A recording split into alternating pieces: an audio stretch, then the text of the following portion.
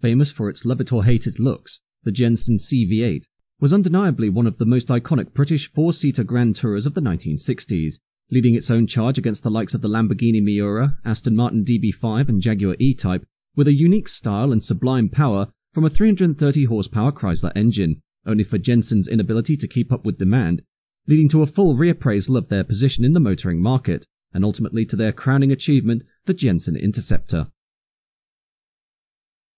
Jensen Motors Limited had been founded originally in 1922 as W.J. Smith & Sons Limited, before being renamed in 1934 to Jensen, following the death of company chairman William Smith and the rise of brothers Alan and Richard Jensen to replace him, the first production car to carry the Jensen name being the Jensen S-Type of 1935, a low-slung saloon and convertible model that lived up to the Jensen brothers' design ethos of creating a car that was powerful but well-appointed, although plans to expand on the initial success of the S-Type were curtailed by the outbreak of World War II, during which, in light of passenger car sales plummeting, they expanded on the commercial vehicle arm of the company by providing bodying for lorries, vans and buses, while from 1939 also introducing a revolutionary light alloy truck, the JN-SN lightweight diesel lorry, which beat the weight for speed restrictions then in effect and carrying large payloads quite economically.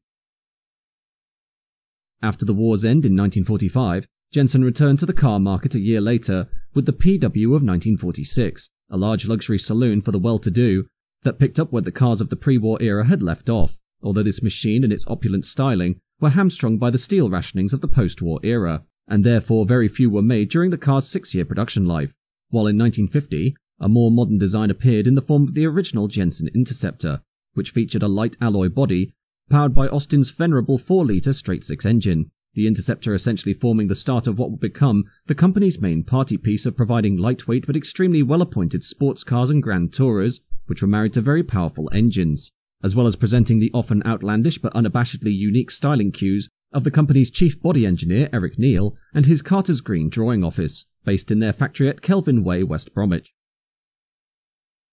Next to be launched was the Jensen 541, which started initially as a prototype in 1953 before entering production in 1955, and much like the Interceptor, was powered by an Austin straight-six engine, but was married to a revolutionary glass fibre body that made it incredibly light, the 541 being built to tap into the emerging market for Grand Tourers, so named for the famous Grand Tour of the Victorian era, and constituted affluent driving holidays across continental Europe in the years following the end of World War II, the 1950s seeing an exponential rise in GT cars, which included such classics as the Lancia Aurelia B20 GT, the Mercedes-Benz 300 SL Gullwing, and the Ferrari 250 Europa. Jensen's lightweight 541 not only presenting performance that was the equal of more dedicated sports-orientated Grand Tourers, but was also able to deliver on a minimum level of refinement that was the staple of this particular market segment.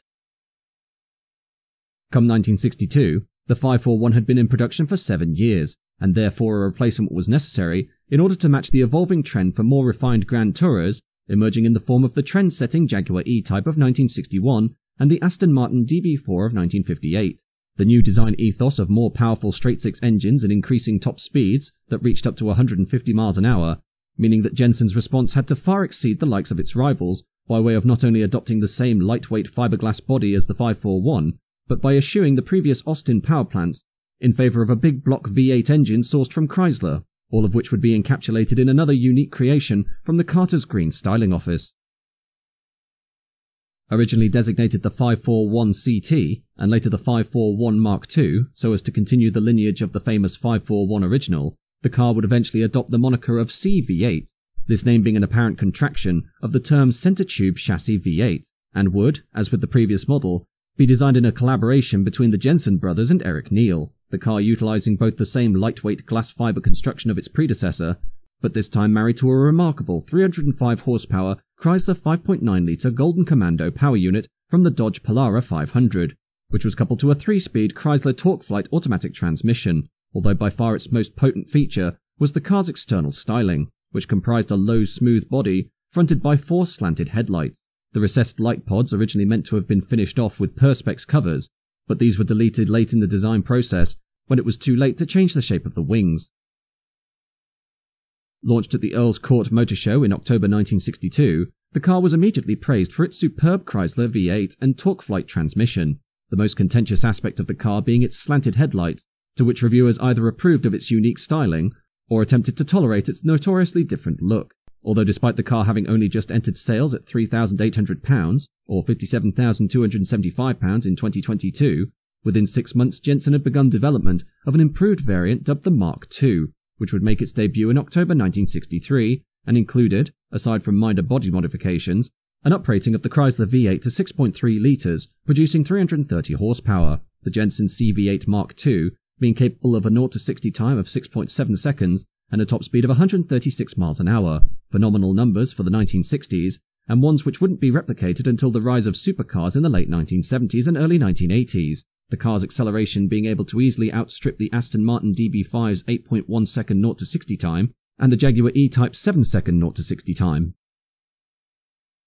One interesting aspect of the Jensen C-V8 was the option of a manual gearbox, which was available from the Mark II and sold only on right-hand drive markets, this unit being a Chrysler A33 manual gearbox system introduced in 1964 and was designed to withstand the stresses of a race-tuned 426 Hemi power unit, reviewers of this £100 option giving it a somewhat underwhelming opinion, as it was considered to be very heavy in the box to allow for smooth gear changes, the main drawback of the A833 being that, as engine revs increased, so did the effort needed to operate the clutch, which was fine for low-speed driving, but at high speed was intolerably difficult to operate without requiring a certain degree of muscle, both for the shift itself and for the clutch, meaning the manual option for the Jensen C-V8 was not terribly popular and barely known outside the UK.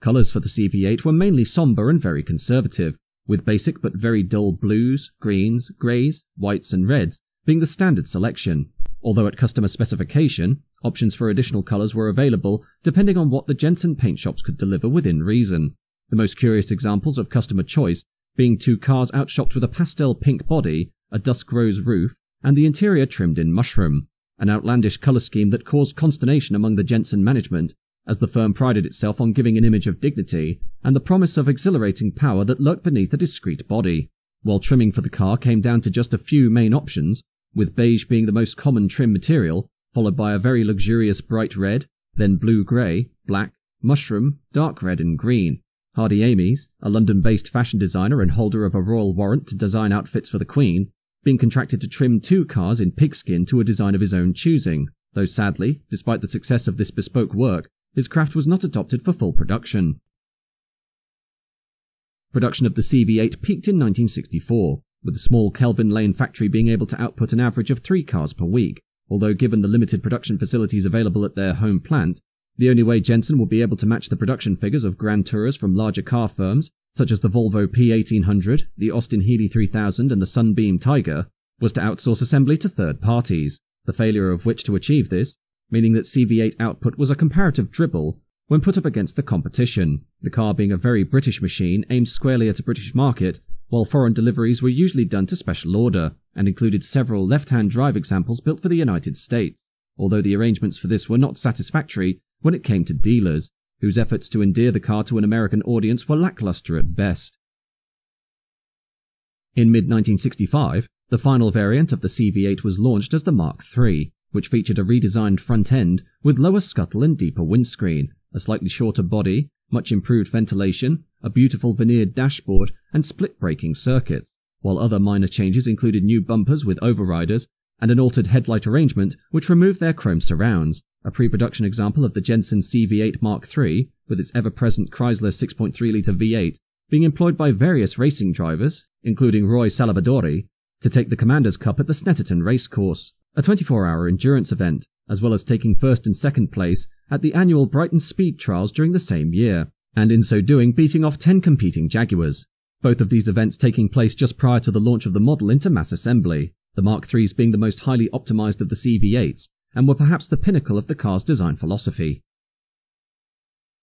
In terms of owners, both of the Jensen brothers had several C-V8s built as their personal transports, while other celebrity owners included James Bond actor Sean Connery, pop star Susan Morhan, and Slade guitarist Dave Hill, the general clientele of the C-V8 being high-authority businessmen such as company chairmen, although due to the bespoke nature of the car, production costs meant retail prices were forced to stay higher than the competition, prices for the C-V8 having risen to £3,700 by 1966, while the comparative Jaguar Mark II with the 3.4-litre engine only cost £1,500, the situation being much worse on the American market, as the CV8 entered sales in the United States at twice the cost of the highest specification Chevy Corvette, meaning that only 5 CV8s were ever exported to American customers, of which 1 unit wasn't actually sold. Worse still were attempts to modify the car for additional configurations, as was the case in 1966, when Lord Carrington, 6th Baron Carrington, and a major figure in the governments of Edward Heath and Margaret Thatcher, as well as Secretary-General of NATO during the 1980s, ordered a bespoke convertible CV8 from the Jensen factory, the resultant car being riddled with faults that included a leaking hood and a myriad of other poorly implemented design compromises that, in light of Carrington's many complaints, put a severe strain on the relationship between Jensen and its main dealer, Charles Follett of London. In the end, Jensen would continue to build the CV8 until 1966, with 499 examples output overall, after which the company board decided for their replacement model to controversially abandon the glass fibre construction in place of steel, and to contract the firm's body design to the Carrozzeria Touring of Italy, both of these choices being to allow for mass production that far exceeded the diminutive assembly rate of the preceding CV8, and thereby attempt to expand the firm within the Grand Tourer market so it could become a viable competitor to the likes of Jaguar and Aston Martin. This break from tradition, and an apparent sacrifice of exclusivity in their models in favour of something more accessible, causing the Jensen brothers, together with Eric Neal, to resign in protest, although despite the loss of these significant figures in the company's management, the resultant Jensen Interceptor made its debut at the 1966 Earl's Court Motor Show, and would go on to become Jensen's most famous product, despite the fact that it would ultimately be unable to engender expansion of the company within the marketplace, which, in combination with the offloading of vital contract work for Austin-Healey, together with the shambolic development and introduction of the later Jensen-Healey, ultimately led to the collapse of the firm in August 1976. In the end, the Jensen CV8 is a polarizing machine, as while the model illustrated incredible lightweight performance and refinement, which gave the likes of the big hitters at Aston Martin and Jaguar a run for their money, many potential buyers struggled to get past the car's unorthodox looks and dimensions, although regardless of whether the CV8 can be perceived as beautiful or ugly, its place in the history of Jensen as arguably the last product of the company built without compromising the original design ethos of the Jensen brothers makes it perhaps the final true hurrah for the Jensen name.